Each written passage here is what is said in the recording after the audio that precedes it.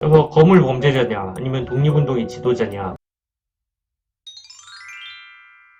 안녕하세요, 헌팅턴입니다.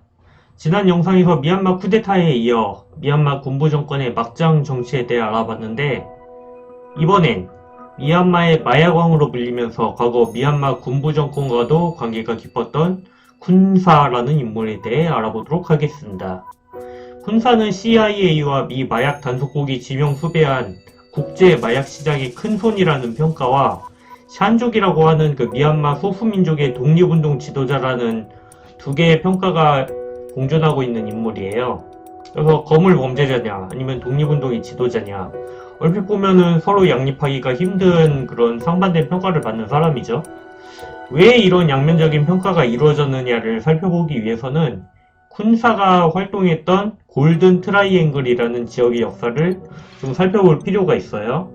골든 트라이앵글은 태국의 치앙라이주, 버마의 샨주, 라오스 북부를 아우르는 세 국가의 국경이 만나는 지역인데요. 이 지역에서는 그 영국 식민지 시대부터 아편이 재배됐다고 합니다. 다들 그 헤로인이라는 마약에 대해서 뭔지 몰라도 한 번쯤은 다들 들어보셨을 거예요. 근데 이 헤로인이라는 게 아편을 정제해서 만드는 마약이라고 하거든요. 아무튼 이 지역의 군벌이 마약을 금괴와 바꾼 데서 골든 트라이앵글이라고 하는 이름이 붙었습니다. 제2차 세계대전 이후에 중국에서 국민당과 공산당의 내전, 이른바 국공내전 중에 윈난에 주둔했던 국민당군 일부가 공산군에게 쫓겨서 꽁지 빠지게 튀다가 버마, 지금의 미얀마 국경을 넘어 이 골든 트라이앵글에 진입을 하게 됩니다. 근데 타지에서 먹고 살아야 하고 또 부대도 운영을 해야 되니까 현지 부족이 재배한 아편 운송에 끼어들게 됐는데 결국 이를 독점을 하게 되죠. 물론 버마 정부도 이거 자기들 땅에 외국 군대가 들어와 있는 거니까 보고만 있을 수 없어가지고 토벌을 시도를 하죠. 하지만 이 국민당군 잔존 세력은 끈질기게 살아남아가지고 세력을 유지를 합니다. 그래서 50년 연간 30만 톤 정도였던 버마 국경의 아편 생산량은 50년대 중반에는 300톤에서 600톤까지 늘어나게 되죠.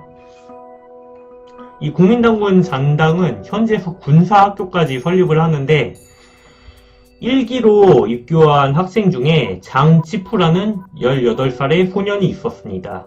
이 소년이 바로 미얀마의 마약왕 쿤사가 되는 인물이죠. 여담으로 쿤사는 태국어로 촌장이라는 뜻이라고 합니다. 1963년 쿤사는 국민당군 잔당을 떠나서 독자적인 세력을 형성하고 장수천이라고 하는 중국인 참모를 얻어가지고 세력을 확장해 나갑니다. 67년 쿤사는 50만 달러치 아편 16톤을 무장 수송대 800명을 달려 마약 정제소가 있는 반칸이라는 곳으로 보냅니다. 제가 좀 찾아봤는데 아무래도 라오스 북부 쪽인 것 같아요. 국민당군 잔당이 이를 탈취하기 위해서 반칸으로 1000여 명의 병력을 보내서 공격을 하는데 양쪽 진영이 치고받고 싸우던 와중에 갑자기 라오스 왕국군이 등장해서 양쪽 부대를 모두 공격해서 패배시키고 쿤사 부대가 두고 간 아편을 모두 탈취하고 국민당 잔당에게는 배상금을 뜯어냅니다. 자, 이거는 뭐 두 마리 토끼를 모두 잡은 거 혹은 뭐 껌 먹고 알 먹기죠. 이 전투로 큰 타격을 입은 쿤사는 69년 당시 미얀마 군사정부를 상대로 독립투쟁을 하던 소수민족인 샨족이랑 손을 잡게 됩니다. 그러다가 결국 미얀마 정부에 체포되는데 부하들이 러시아 의사를 납치해 미얀마 정부의 교환 조건으로 내걸어 73년 석방됐다고 해요. 이후 쿤사는 샨족 독립운동의 지도자가 된 다음에 아편 재배와 판매를 통해서 세력을 계속 확장을 해나갑니다. 82년에 태국군도 쿤사 토벌을 시도를 했는데 쿤사는 근거지인 태국의 반힌댁에서 미얀마 샨주로 후퇴해가지고 그 세력을 계속 유지를 합니다. 80년대 중반에는 세계 아편 생산량의 80%를 공급하고 2만에 가까운 병력을 몽타이군으로 조직을 하게 됩니다. 93년 쿤사는 샨족의 독립을 선언하고 샨족 주석에 취임하지만 몽타이군의 내부 분열로 인해 세력이 약화가 되자 96년 미얀마 군사정권과 협상하여 신변을 보장받는 대가로 몽타이군을 해산하고 항복하게 됩니다. 그 후에 그가 인생이 망했냐? 아니죠. 막대한 재산을 유지하며 2007년까지 천수를 누리다가 갑니다. 재밌는 건 쿤사의 본부가 있던 태국 바닌댁에서는 가난한 지역의 병원과 학교, 도로를 건설했으며 샨족의 독립투쟁을 이끌었다고 존경하고 있다고 하네요.